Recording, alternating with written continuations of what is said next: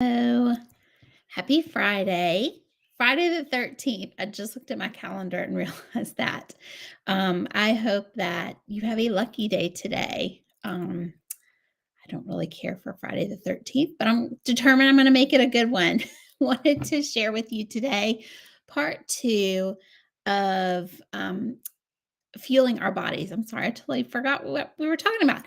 Today I wanted to talk about the lean and green. Last week I talked about the importance of making sure that we're fueling our bodies regularly with small meals throughout the day.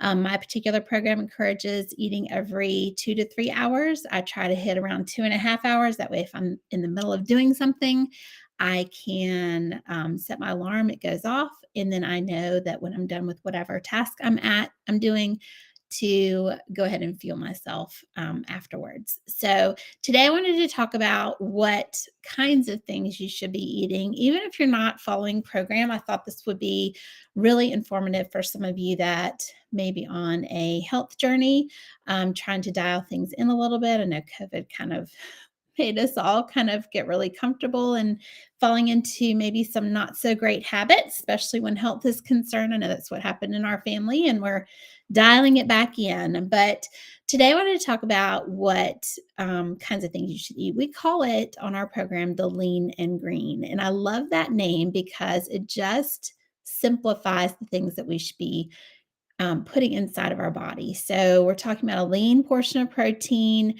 and servings of vegetables that are lower glycemic on the index. And I'll talk about that in just a second. And I really love this because this really is the main habit that our program promotes, especially if you're on a weight loss journey.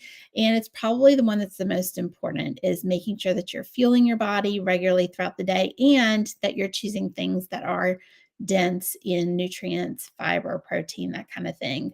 And what I love about this is it kind of just really simplifies it. I know I've been overwhelmed in the past with counting certain things and measuring macros and all that kind of stuff, and it can be overwhelming. This is super, super simple, and I thought it would be useful for some of you. So, when we're talking about the lean and green, like I said, it's a lean portion of protein and some vegetables. And even if you're not following program, only eat one of those once a day. You can eat these for breakfast, lunch, and dinner. If you're a 3 meal kind of person, I think it's a great idea. But when you train yourself to kind of look at what a proper amount of protein is, it really kind of helps you with portion control. And over time, your body will adjust that, your stomach will adjust to the things that you give it. So when we're talking about the lean portion, we try to encourage, or the program encourages us to eat the leanest. And those are things we can get 7 ounces of those for each lean and green. And those are things that have the least amount of fat. They have the highest amount of protein content, and they're generally speaking just a lot better for our bodies. Our bodies processes this type of protein very, very well. And those things are um, shrimp, scallop, shellfish, crab. Most fish, although sea bass and salmon, believe it or not, are not in this leanest category. Game meat, venison, yay.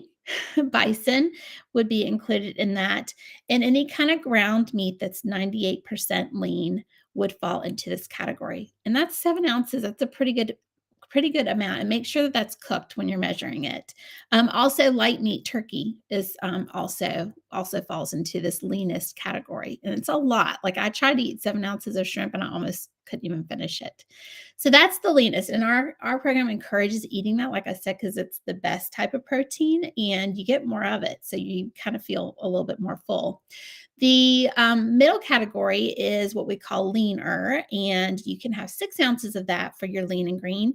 And that would include the types of fish like swordfish, trout, and halibut.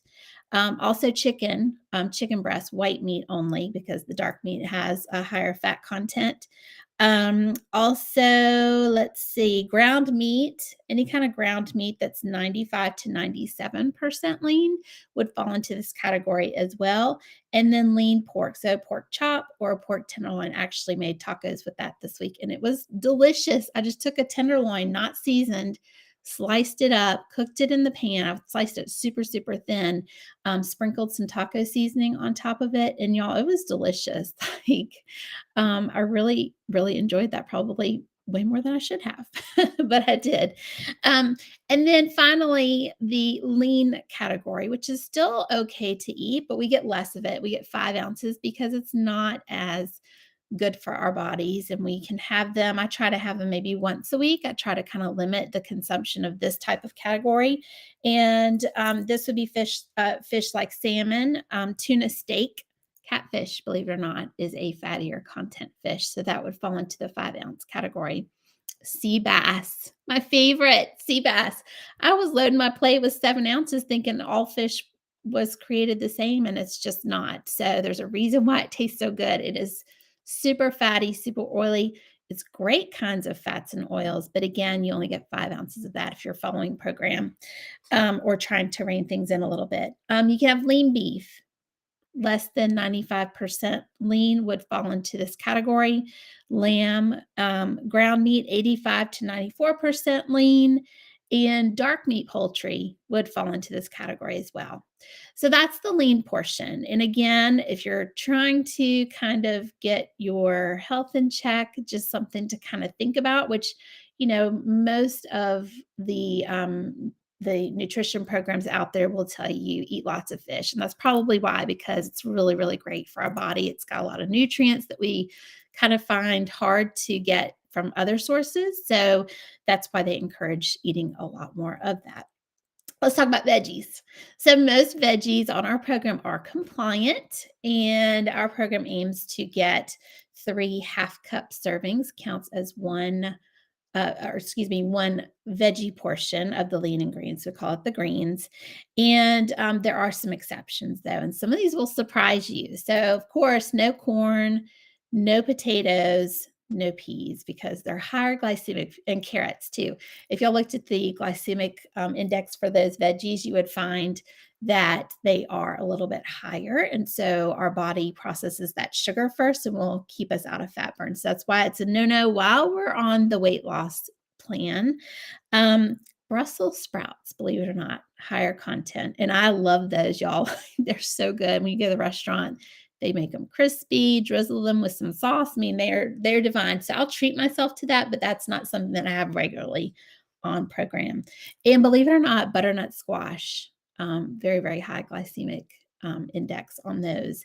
So just wanted to throw that out there. The best type of vegetable you can eat if you're trying to get a little bit healthier, of course, going to be your lettuces. So spinach, raw spinach, any kind of spring mix would be a great option. Throw your protein on top of that or eat it on the side, and you got yourself a full lean and green. So with that, we actually get 3 full cup servings, instead of the half cup for the others. And remember, everything is cooked, except if you're eating a salad. That's why we get a little bit more of that.